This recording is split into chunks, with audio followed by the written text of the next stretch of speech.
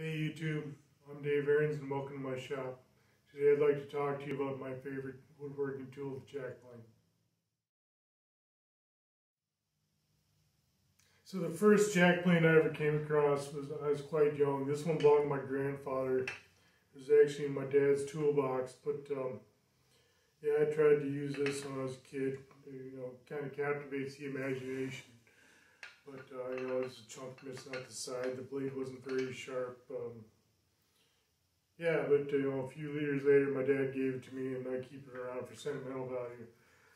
So this is a Miller's Falls 14, and it's the same thing as like a Stanley Bailey number 5.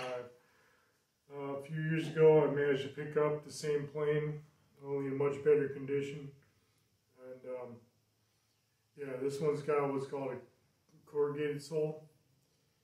And that has its good points and its bad points. Good point is that it's easy to flatten when you first get it. Bad point is that when you're edge planing a board, which I'll demonstrate towards the end of this video, the ridges can get caught up in the edges of the board.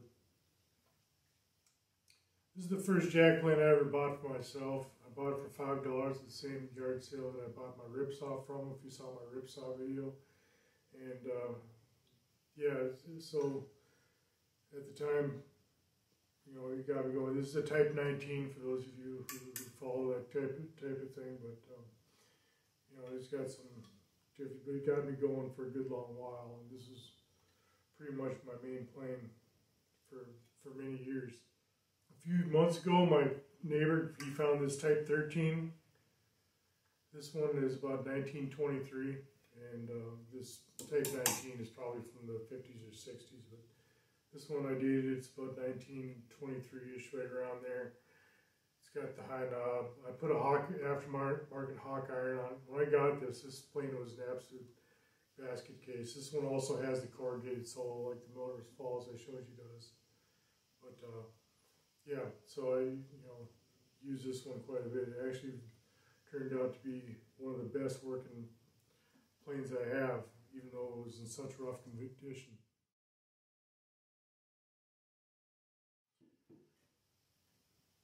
This is the one that I keep in my toolbox. It's the one that I use the most, though. This is a Type 11. This one was about 1913. This is what's considered a low knob. Oddly enough, I don't prefer low knob jack planes, but this one just works so well.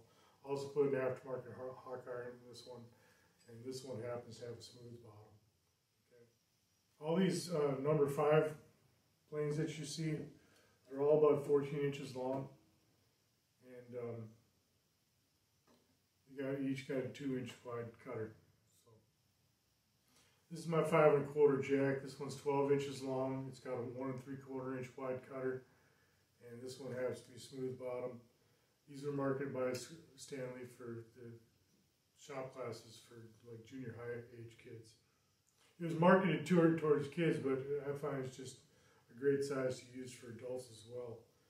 It has the same size blade and the same size tote as a number 3 does. So getting on into wooden planes, this is a Marples. It's made in England, and this one has a 1 3/4 inch wide cutter. It's got a 14-inch long sole, and it's also what's called a raise-E style. They drop it down here, get your hand down a little bit further. This one's a lot of fun to use, and it's become the one that I probably enjoy using the most lately. This is an American-made wooden body jack plane. This one was made by the Gaunt's Tool Company, which is kind of a subsidiary of the Ohio Tool Company. This one's got a 2 1/4 inch wide cutter. It's got a 16-inch long sole. And you'll find that with most the wood-bodied planes that they are typically a bit longer. This one I still got to do some work to. I'm having problems with the iron slipping on me past the wedge. But the sole is pretty flat, and I actually took a class where I learned how to true these things up. And so a little bit more work to do, but I'm sure it'll do just fine, because there's nothing really, I mean, it's in great shape. It's just that one little problem, so I just got to spend some time with it. So English, American, and now we get into what's called a continental style plane. This is a continental jack plane. This one happens to be made in Poland. There's a modern manufacturer of these making them in Germany right now called E.C. Emmerich. I'm not sure what the company's name that actually made this one. All I know is made in Poland. I found it at the antique store in pretty good price. It's not really in usable condition, but the only thing really that makes it not in usable condition is the sole's flat, you know. But it's just that I gotta tune up the cutter and the chip breaker, just get it sharp. And this one should be back in service. This is what's considered a transitional plane, where you use the adjustment mechanism like a Stanley Bailey does. In fact, it says Bailey right here. Okay, but there's a certain point where when the metal body planes were coming out, craftsmen weren't quite trusting it yet. They were still used to the wood body planes. So what Stanley did is they came up with a plane that was wood bodied, but used the adjustment mechanism like the Baileys that we see more prevalent today. So yeah, so wood bodied, you know, got the same style adjuster that's on this. This one requires a little bit of tune up. This one belonged to my wife's grandfather, and really it's in pretty good condition. So yeah. The last type of jack plane I'll talk about in this video is what's called a low angle jack plane, and or sometimes called a bevel up jack, where with these, when you put the cutter in, you put the bevel down. Okay, with this one the bevel is going up. So what that means is that the blade is set much lower. So like this one is the angle this is bedded at is 12 degrees. I sharpened this particular cutter to 25 degrees, so the angle it's going into the wood is 37 degrees. With a Bailey style plane, the cutter is bedded at 45 degrees, but the angle of the blade does not count because you put it in bevel down. So it doesn't change anything. So it's at 45 degrees, a little bit higher. And that's typical. That's what you mostly see with metal body planes is 45 degrees. Except when it comes to the low angle jack planes or any type of low angle or bevel up plane. A little bit lower. This one is fine. There are certain things that it excels at, does much better than these, but for my personal preference is to go towards the bevel down Bailey style plane. This is my favorite type to use. It goes back to what I've been talking about before, is that three fingers. When I hold this plane, I hold it like this. My finger's right there. The neat thing about these is, with the depth adjustment, I can adjust these on the fly. I mean, my finger's right there. And this is really intuitive, because if I want to go down, I just move the wheel down. You know, move my finger down. And if I want to move it up, I just move my finger up. And that'll make the blade go up, or, you know, lighten the cut. So it's really easy to use. Bevel up plane or low angle plane, it's got what's called a Norris adjuster. And this is purely personal preference. I'm just not a big fan of Norris adjusters. Not to say that there's anything wrong with them. There's some people that use them and they're just fine. I find that this one is a little bit harder to get set up so that the cutter is perfectly square across. I'm taking a nice even cut. With this one, it's just much easier to do that. Okay, the Norris adjuster, and to set the depth of cut, you turn the wheel down. I can't do it on the fly with this one. I have to take my hand off and manipulate that little wheel. You know, where with a Bailey, if I'm going along and I decide I need to take a thicker shaving, I just move the wheel down, the blade goes down, I'm there. If I need to lighten up, move the wheel up, and I'm there. What I usually do when I move it up is I go back and I take the play out, because these are antiques. They've been around. Who knows how many owners they've had. So there is a little bit of play in there. There's a little bit of wear between the mating surfaces, but after a while you just get used to it. So with jack planes, I prefer to use vintage tools and not so much what's being made today, even for premium manufacturers, because what I found is that because you can use this as your only plane, okay? You can get by with just jack planes, the perfect size being 14 inches long to get a lot of work done, okay? And for me, I'm 6 foot tall. This one just seems to fit, you know, it just is not too long that it's unwieldy, and it's not too short that it's not doing his job, should say, flatten out an edge, okay? But with the jack plane, yeah, so I use vintage because mostly I'm using this one to take my heavy cuts, so it doesn't need the refinement to take like that smooth cut or to flatten a board. Although when I tune these up, especially this is the one my neighbor gave me, I flattened the sole and it flattened out very nicely, and this will flatten the board just fine, especially with this hawk iron in there. I really haven't had an issue, okay?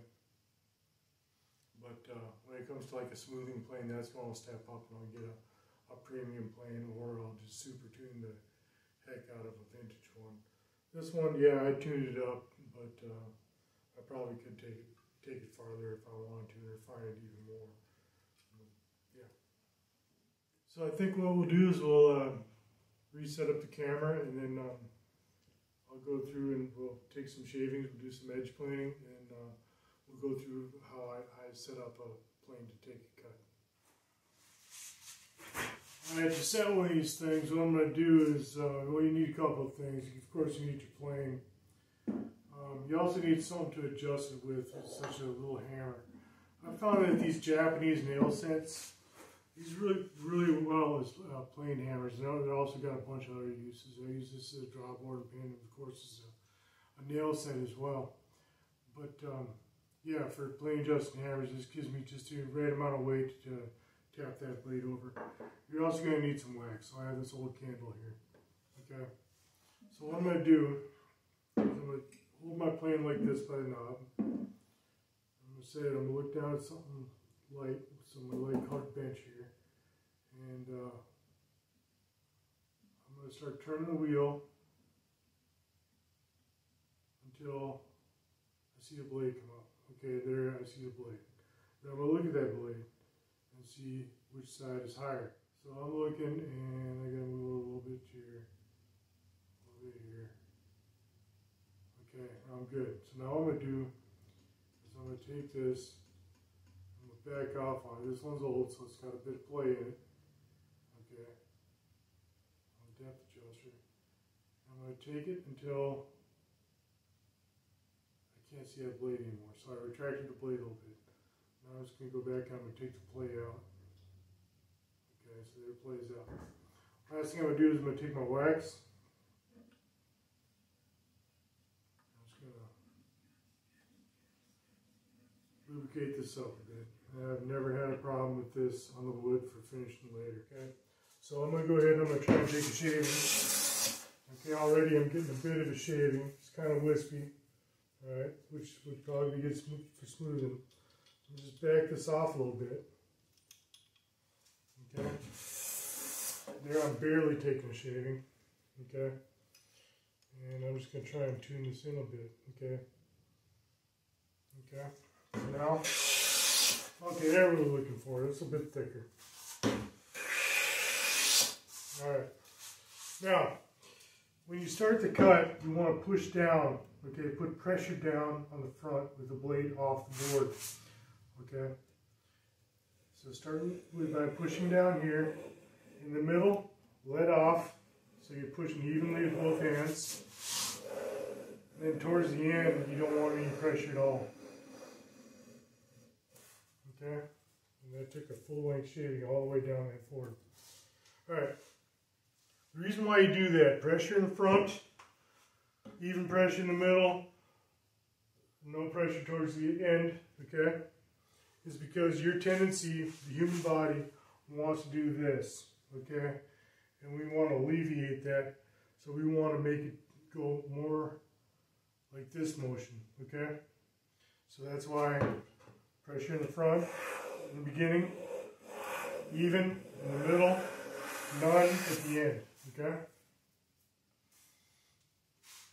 So, and what that does later on when we get to learning gluing, we'll find out what it is about a spring joint.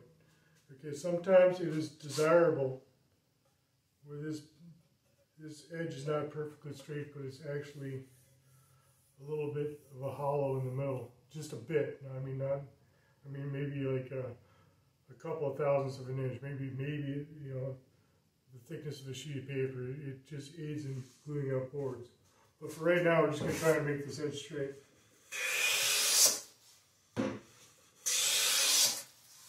Okay, just keep on going like that. And if I wanted to, it came off a little bit there, so I got to watch myself. Okay, sometimes it helps take this hand, put your thumb right there to hold this thing straight so that you get that perfect 90. And just do it this way, pushing down, even in the middle. Watch your vise, okay, you don't want to smack your fingers. And then there, all right? In fact, when you're using the longer planes, it comes in quite handy doing that. Just hold this thing level. All right? There you go, just like that. All right? So, and then if you find that when you look at it, so we'll take this board out and we'll look at it real quick. And I'm pretty close to being 90 just by eyeballing it.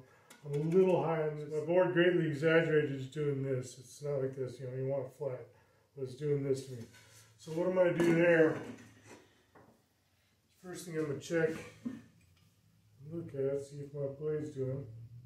Alright.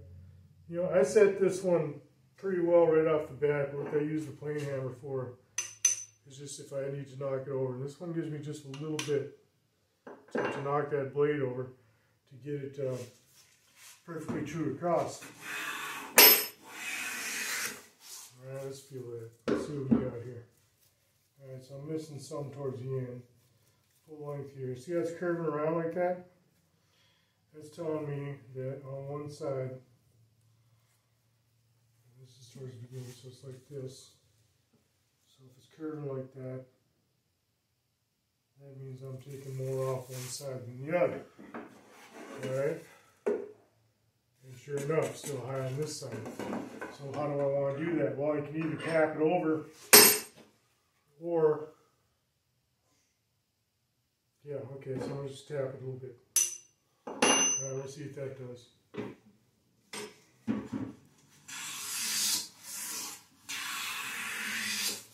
Okay.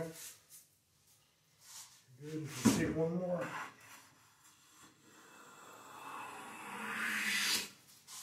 Alright, that's pretty much the same thickness. Feels like it.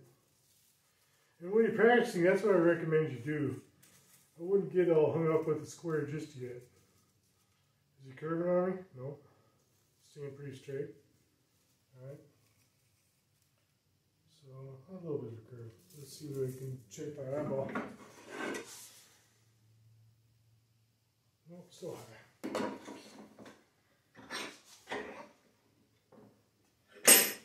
I'm going to move my plane over this time.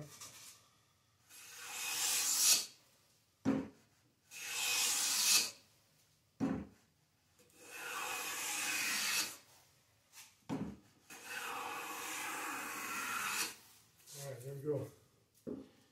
Yeah, just get used to how that plane cuts through the wood. Okay, that's in a nutshell how to edge plane with the jack plane. I hope you found my video on the jack plane beneficial. You see why it's my favorite tool. I think if we start off with the plane, this is the one you want to get first. Okay, yeah, it's just a great size. When it comes with kids using tools, I mean, I showed you the junior jack earlier. They're kind of hard to find. In fact, they're getting really spendy on the secondary market. So if you have to get start off with the number 5. They're going to grow into it anyway.